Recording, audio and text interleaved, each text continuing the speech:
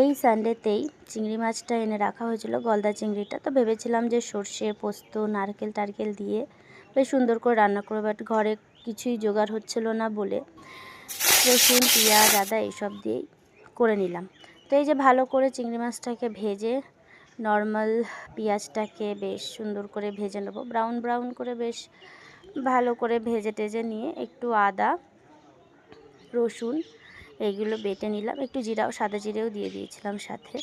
মাঝখান থেকে আমি আলুটা ভেজে তুলে রাখতেই ভুলে গেছিলাম।